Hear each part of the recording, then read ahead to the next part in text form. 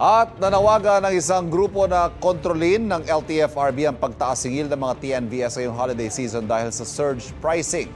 Dumarami na rin ang mga sasakyan sa kalsada habang papalapit ang Pasko. At may unang balita si Oscar Oida.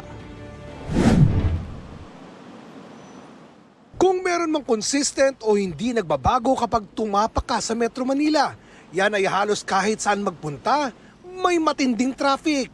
Lalo pa kung madaan ka sa EDSA. Ayon sa Metropolitan Manila Development Authority o MMDA, asahang mas gagrabe pa yan habang papalapit ang Pasko. Nito ang November 17, naitala ng MMDA ang pinakamaraming sasakyang dumaan sa EDSA ngayong taon.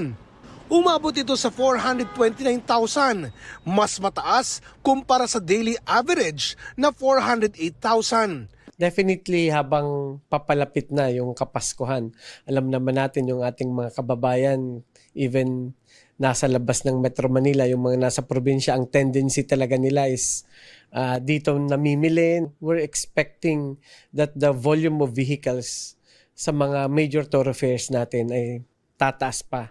Hamon pa sa traffic management ang nasa 30 mall malapit sa EDSA. Kaya ang mga field personnel na nakatalaga malapit sa mga mall, pinapag-overtime hanggang hating gabi. Kahit karaniwang duty nila ay mula 2 p.m. hanggang 10 p.m. Aming advice sa mga field personnel namin is to manage the traffic well. As much as possible, yun ang tutukan nila at huwag yung panghuhuli kasi meron naman tayong NCAP. Dagdag pasakit pa sa mga commuter ngayon ang mas pahirap ang pag-book sa mga TNVS o Transport Network Vehicle Service at mas mahal na singil tuwing rush hour. Si Eri na umuuwing North Caloocan, dating 250 pesos ang pamasahe sa sinasakyang motorcycle hailing service mula Agam, Quezon City. Ngayon, umaabot na raw sa 340 pesos pataas. Malaking factor po yung place, bawa nasa mall, ganyan. Marami rin po kasing kasabayan mag-book, kaya agawan po talaga yun. Ang taga San Jose del Monte, Bulacan na si Realin, 500 pesos ang pamasahe kapag nagbubook ng 4-wheel TNVS. Pero ngayon, lumalagpas na raw sa 800 pesos ang singil. Bali yung 800 po, isang buong araw na po namin sa work yun. And then kung ipapamasahe pa po namin sa 4 wheels, wala na po kaming pagkain. Minsan po, abot po ng 1 hour yung pagbubuk po. 1 hour, 30 minutes to 1 hour po.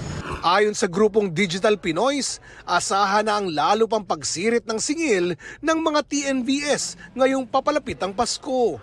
Mga surge fare kung tawagin na nakasalalay umano sa availability ng mga sasakyan, tindi ng traffic at sama ng panahon. Ang pinapayagan sa batas, I think parang 1.5 or up to twice the fare ang pinapayagan.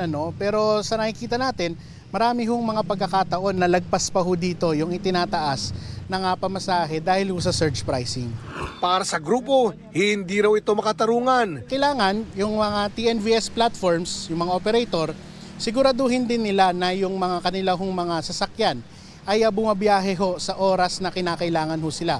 Dahil isa ho sa mga basehan doon ho sa pagbibigay ng prangkisa para sila ho ay makapagbiyahe, ay yun pong kanila hong kahandaan na magserbisyo sa ating mga mananakay sa anumang oras ng pagbiyahe.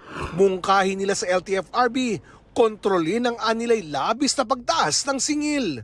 Kailangan daw magpatupad ng LTFRB ng matitibay na mekanismong magpapanatili ng makatwirang fare limit na aprobado ng gobyerno.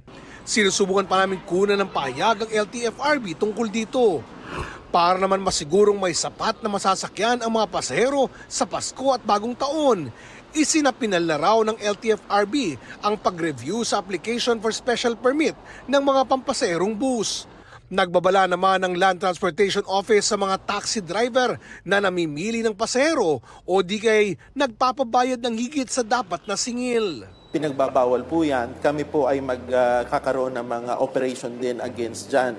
Kaya pagka po may mga kababayan tayo na naging biktimang ganyan, isumbong po nila sa LTO para po kaagad namin maaksyonan. Ito ang unang balita. Oscar Oida para sa GMA Integrated News. Kapuso, huwag magpapahuli sa latest news and updates. Maging una ka sa balita at mag-subscribe sa YouTube channel ng GMA Integrated News.